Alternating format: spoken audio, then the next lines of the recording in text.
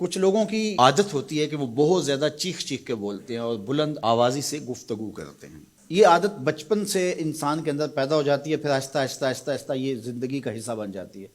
پھر وہ اپنے آپ کو روکنا بھی چاہے تو روک نہیں سکتے، اس لیے بچوں کو اس سے منع کر دینا چاہیے کہ وہ چیخ کر نہ بولیں، چلا کر نہ بولیں، درمیانی آواز سے گفتگو کریں۔ تو کہا اپنی آواز کو پست رکھو، اور یہ ممبر و محراب کے مالکوں کو بھی خاص طور پہ اس بات کا بہت خیال رکھنا چاہیے کہ ان کی آواز لوگوں کے کانوں پر بوجھ نہ بنے۔ آج کل تو یہ ساؤنڈ سسٹم لگے ہوئے ہیں، اور پھر ماشاءاللہ کچھ لوگ تو یہ ایکو کا بھی ضرورت سے زیادہ استعمال کرتے ہیں۔ سنجیدگی کے ساتھ، متانت کے ساتھ بات کرنا، سنجیدگی اور متانت کے ساتھ بات کو سننا، یہ شریعت کے آداب ہیں۔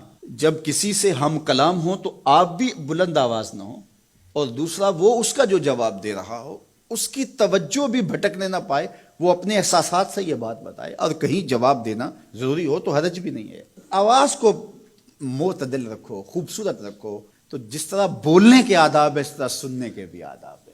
ویسے ماہرین کہتے ہیں کہ تیز آوازیں بندہ پونے گھنٹے سے زیادہ نہیں سن سکتا، یعنی اس کا سٹیمنا جو ہے وہ اتنا ہی ہے کہ وہ اتنا سن لے، برداشت کر لے اس کے بعد وہ تو الگ بات ہے، لیکن یہ ہے کہ وہ جو آسانی کے ساتھ سن سکتا ہے اتنا ہی سن سکتا ہے۔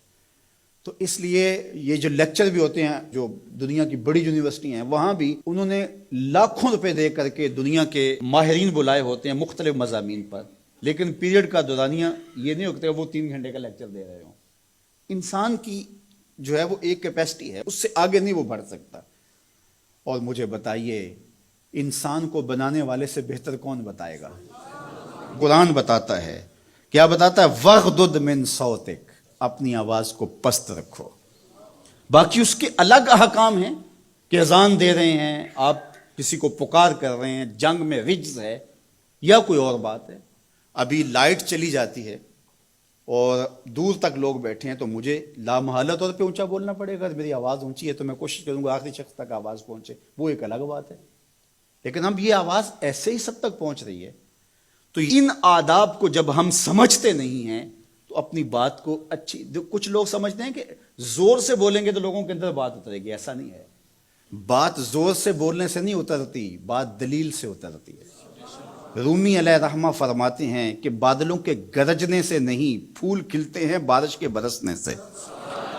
تو بارش برسے گی تو پھر پھول کھلیں گے، بلکہ وہ جتنی آہستہ آہستہ برسے گی اتنی ہی جذب ہوتی چلی جائے گی۔ سہج پکے سو میٹھا ہو۔ اس لیے اپنے لہجوں کو خوبصورت بھی بنائیے، اپنے لفظوں کا انتخاب بھی اچھا کیے، اور اپنی آواز کو پست بھی رکھیے، لوگوں کے کانوں پر آپ کی آواز بوجھ نہ ہو۔